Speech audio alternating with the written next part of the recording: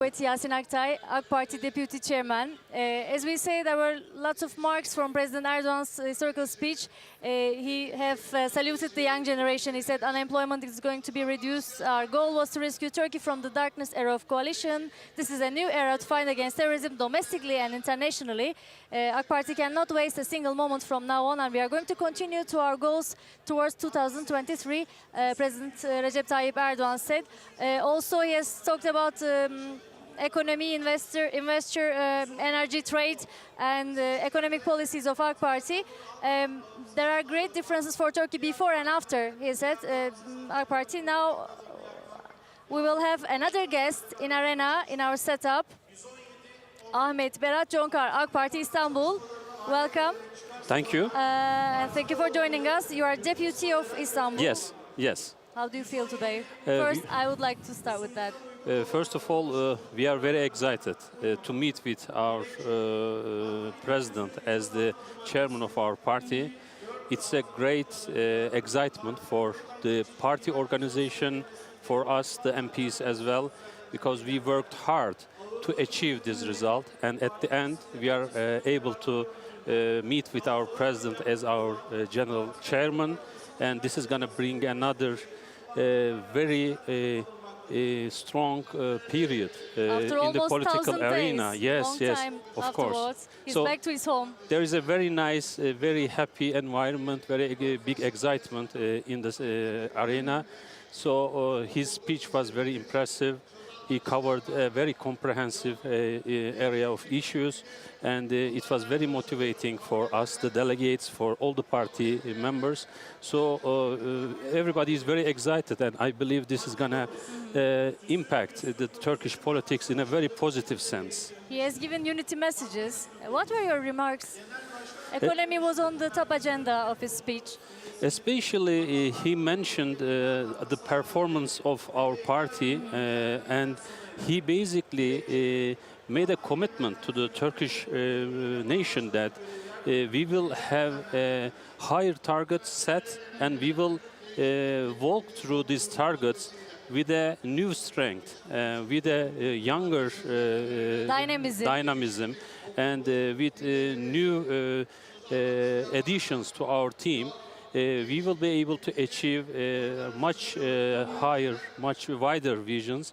And another issue that he stressed was we are always walking with our nation, and the demands of our public are very important for us. We are at their service, and we will be focused on getting in touch with our people and trying to understand their expectations and meet those expectations. So with this new dynamism, with his leadership, and with this team, an experienced team, after 15 or 16 years of experience in the government, we will be performing much better after this, I believe. What kind of changes we will see in our party's structure, organization? As far as the structure is concerned, what we need to do is we need to work more on the project-based in our groups, departments. We need to prioritize the important tasks and go after them. I believe with the leadership of Mr. Erdogan, we will be much more targeted to our objectives with a focus on setting goals and achieving those goals. And with his leadership, I believe he will be able to control the performance of different sections in the party as well as in the government and the bureaucracy, because now he will be also managing the daily political issues in the country. So with his follow-up skills, with his motivating skills, I think that everybody's performance will go higher. This is one of the most important targets, workflow efficiency in the parliament, right? Of course, yes. With this new system. As far as the parliament is concerned, as you said, we would like to have a more productive parliament. We would like to make the members of parliament more involved in the legislation process and getting faster results as far as achieving the expectations of the public through the legislation, important legislation necessary. And if we can make the bylaws in the parliament changed, we will achieve a much faster and more efficient performing parliament. And also the ministries also will be recharged, I think, with the leadership of our president. Everybody will be much more focused on their targets, and everybody will know who they will report to, and this is going to be brings much more efficiency. Stability. Of course. And while we're talking about that, let's come back to domestic policies. Sure. What is going to change in domestic policy with this new era, with the rise of Turkey? Today is the beginning of new Turkey. Can we say that? Yes, we can say that. The beginning of new Turkey is, I believe, 15th of July. And then that was the first milestone. Of course, first milestone. Then the 16th of April, recent referendum, as we are changing into the presidential system. But this one, our leaders coming back to this party, will basically open all the ways, all the channels to achieve the expectations set forth in front of us. And as he said, in domestic politics, he's becoming the chairman of a party, but he's gonna basically reach out to 80 million Turkish population. There is not gonna be any differentiation or discrimination, whether a person is from our party or not. We will try to reach out to every individual. He embraced everyone Yes, in his speech. He embracing. gave unity messages. Yes, yes.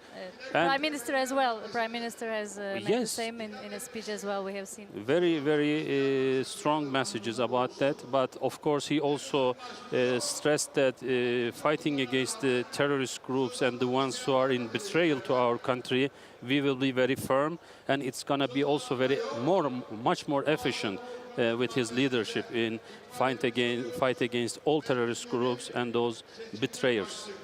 The fight against terror group FETÖ is going to continue. Definitely, and he said that he especially mentioned that this fight will be much more efficient, much more result-based by his leadership skills and by his close follow-up. I think that some complaints about this process also will be maintained much more better way. So while we're talking about domestic policy, let's talk about economy, which is one of his major points as well. He said that we are going to decrease the youth employment to below 10%. Yes. Unemployment rate we plan to reduce. And also he talked about agricultural economy, Turkey's latest steps, the latest agreements that he has signed in China and Russia. What will Turkey achieve in economy with our party now, from now on in the new era? Our chairman has mentioned that there are a lot of opportunities in front of Turkey as far as economic relations are concerned. We can basically open new markets for our business people, and especially in the internal economic environment, we will be giving support to a production-based economy. Because most of the infrastructure is already set, but now we are going to be focusing on supporting agricultural and industrial production. Turkey is the largest agriculture economy yes. in Europe. He also mentioned in his Yes, speech. he did, and also with these great projects, making Turkey as a bridge between supplying countries and consumer countries, between Asia and Europe. We will be continuing investments, big investments like high-speed railroad projects, transportation projects. Modern Silk Road, the latest one. Yes, He was yes. previously in China recently. Definitely, those projects will bring much more opportunities for unemployed young people, and we already have started our programs for focusing more on much more specialized education, which is needed by the industry. much more focused. More technical schools, you mean? More Technical schools universities? and also matching the needs of the industry and services sectors with the education they require. We will be much more better organizing our educational system and capacity so that the people who got those educations will be employed in the relevant area. Also, he said we remove the inequality experienced by young people. All have the right to go to university of their choice. This is freedom. That's a great achievement, one of the greatest achievements for the freedom of our people and especially half of our population, if you consider as being women. Those blockages, those unreasonable, bans, headscarf bans, and all these kinds of very primitive attitudes are finished with AK Party, and our people are now getting opportunities everywhere, in every area, our women. So we will improve these democratic rights. This is one of our fundamental principles. Are you expecting a cabinet shuffle? Of course, yes. I'm expecting a change in the cabinet as well, because we went through very critical times with the coup attempt and aftermath of the coup attempt, the struggle against this FETÖ terrorist organization. So there might be some more dynamism in certain ministries. In short term? I think that it's not going to take a long time. It might be quite quick after the design of the party management. I think a cabinet reshuffle might be in the cards. Yes, that's my expectation. That's expected in general. Let's come back to his words. When he said AK Party cannot waste a single moment now as we work towards our goals. Yes. 2023 goals. What would you like to add on that? Actually, what is the most important goal of AK Party for 2023? First of all, we would like to make the economy grow so that Turkey will be within the first 10 economies in the world. Now it is 17th, right? It's in the 17th, 16th rank. We would like to make the economy pick up as soon as possible, because we went through also economic war, actually, from inside and outside, with expectations to stop these changes in Turkey with the constitutional referendum and our president's, project to become the party's chairman and to run the country in a much more efficient way. So the economic tools and instruments were also used against us. So after this, when everything gets stabilized, everybody knows what he or she is doing, then we will be focusing on our objectives, as you said. Economy is our first in our agenda, and mending some relationships because of the operations of these illegal organizations, mending those relationships and building up on those relationships, we will be able to reach our objectives easier. Economy and then also rule of law is very important, because everybody expects justice to be served. When you are able to serve justice in the country, everybody becomes much more confident with the system. They become more productive. So it's also very important on our agenda. If you want to become a leading country in the world, your rule of law and the justice system should be functioning the best it can. And as I said, all the infrastructure projects, the great projects, are going to make Turkey a very important central power in its region and in the globe. So in the foreign policy, Turkey's new era is going to, for sure, affect the region as well. Not only the region, I can say, there are lots of Africans, Syrians. Turkey is hosting more than 3 million, almost 4 million. Yeah. We cannot neglect the Syrian crisis. Is there going to be any change regarding Syrian crisis in the short term? I think that because he has met President Putin, Vladimir Putin, Russian president, and then Chinese president. Plus, he met U.S. President Donald Trump, which it was the Syrian crisis was on the agenda with also the fight against FETÖ.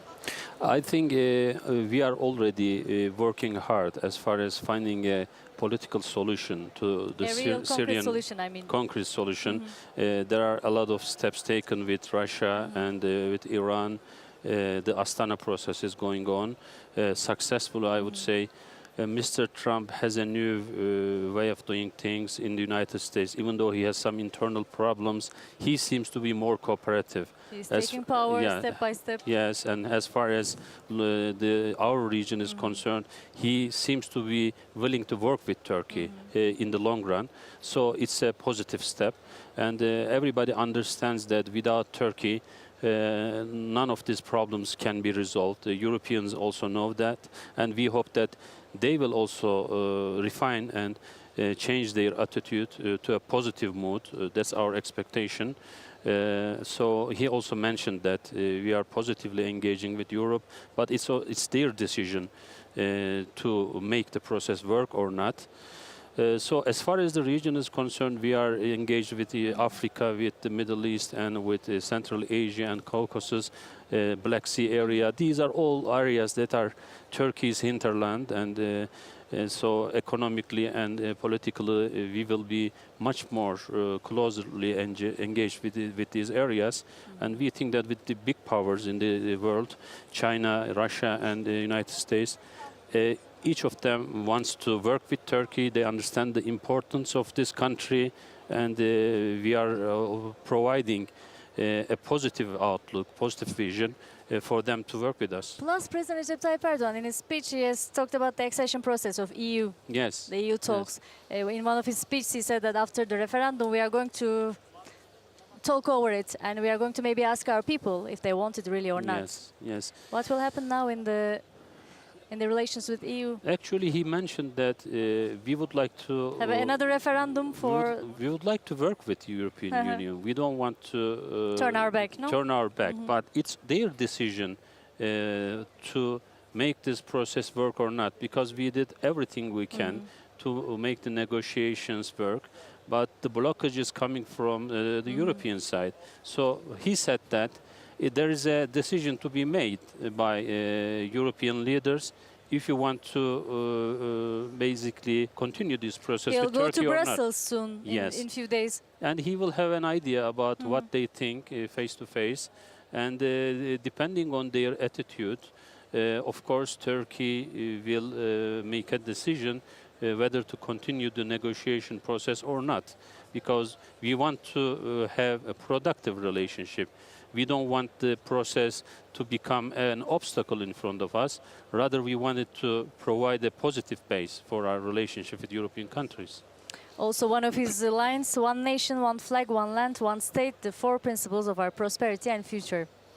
That's very unity messages he's giving. That's very, very important, and I believe majority of the people in this country will be supporting this position, his position. This is a unity message, and this is a very important national fundamental issue. So it's very important. Everybody should understand that it's not possible to separate Turkey and create another nation from this nation, because this is a unified nation and this is going to go like this. So everybody should make their accounts according to this base. Turkey had a victory, the Parti had a victory on 16th of April. So do you think that Turkish population, Turkish society are really aware of all the political amendments, or still they have some prejudice about some of them? You think they are really understanding all of them in full aspects? I think mostly people understand the general idea about the constitutional changes. When you come to the details, they might know, they might not know the individual details of the articles. But when I spoke with them for about 30 days in the streets, I saw that the ones who are interested in politics, they really understand what this system is going to bring to Turkey. This is the important, essential thing. They say that there is going to be a unified governance, and separate elections for the president and the parliament is very important, because this is going to create a checks and balance mechanism, and you need to get over 50%. And also, importance of this change is that people know that they will be the ones who set the rules and they set the governance, and they will be the ones who check the governors of their leaders. So I think that those essential things are very well understood in the public. AK Parti İstanbul Deputy Ahmet Berat ÇONKAR, thank you for joining us. You're welcome. So now we are turning our cameras to Istanbul, to our studio, and Andy Boynes is with us in the studio in Istanbul. Thank you, Gizem. You look like you're having a very busy time there.